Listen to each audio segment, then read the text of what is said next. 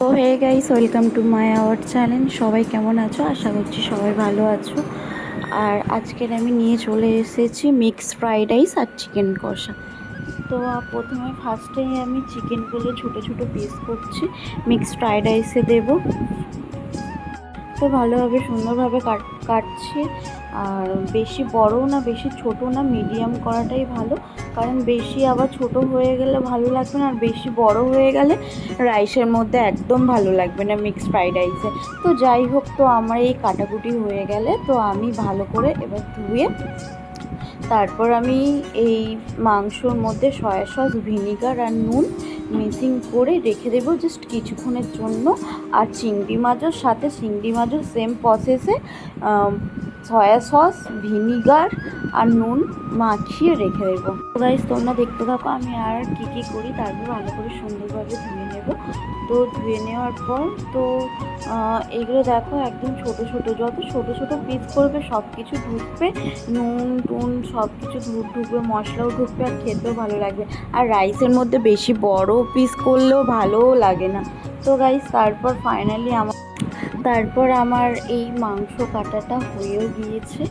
আর তারপর আমি ধুয়ে ভালোভাবে, একটু আগেই বললাম যে সয়া সস, ভিনিগার দিয়ে আমি ওটা মাখিয়ে রেখে দেবো। আর এইদিকে দেখো পেঁয়াজ কাটছি, আর রসুনগুলো একটা জলের মধ্যে ভিজিয়ে রেখেছি।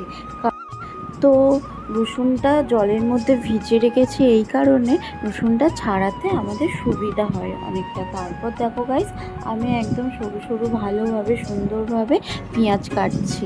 তো পেঁয়াজটা কাটছি, পেঁয়াজ কাটা হয়ে গেলে এইদিকে দেখো আমার পেঁয়াজ কাটা হয়ে গেছে। আর এইদিকে কিছুক্ষণ মানে ওই 10 মিনিট মতন কিছুক্ষণ রেখে তারপর মাংসটা ভাজবো, বাট এখনও একটু বাদে। তারপর এইদিকে আমি মাংস কষা, এইদিকে আমি এগুলো ম্যারিনেশন করছি। তো আমি এখানে ক্যাপসিকাম দিয়েছি, পেঁয়াজ দিয়েছি, তো আদা রসুন জিরে নুন হলুদ একটা দিয়েছি। আর ফাইনালি আমার এখানে ভাতও হয়ে গেছে। ভাত হয়ে গিয়ে দেখো গাইস, ভাতের মধ্যে আমি ঘি ঢাললাম, তারপরে একটু চিনি দেবো।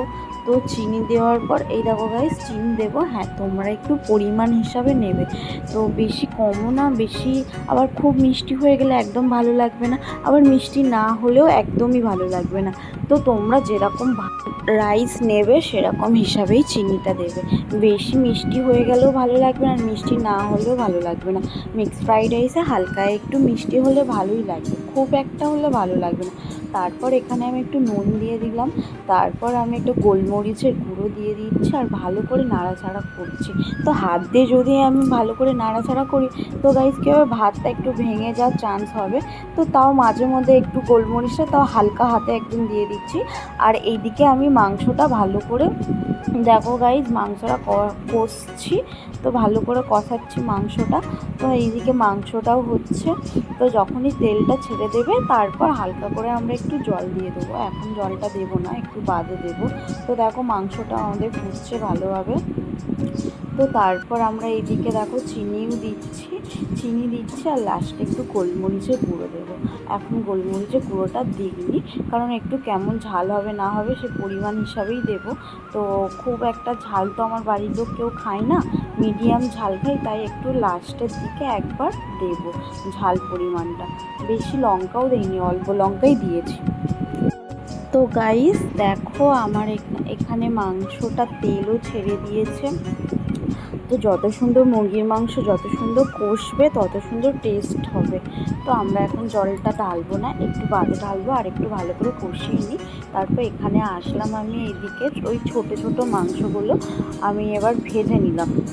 যে মাংসগুলো আগে সয়া সস, ভিনেগার আর নুন দিয়ে মাখিয়ে রেখেছিলাম ওইগুলো ভেজে নিয়ে এবার আমি ওই ভাতের মধ্যে তুলে দিচ্ছি। দেখো ভাতে ভাজা হয়ে গেছে, আর ভাতের মধ্যে রেখে দিচ্ছি।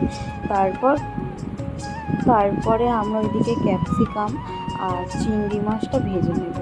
এই দেখো গাইস, চিংড়ি মাছও ভাজা হয়ে গেছে। তো ভাজা হয়ে যায়, দেখো আমরা ঢেলেও নিয়েছি। তো এই দেখো এইদিকে হচ্ছে ক্যাপসিকামগুলো আমি ভাজছি।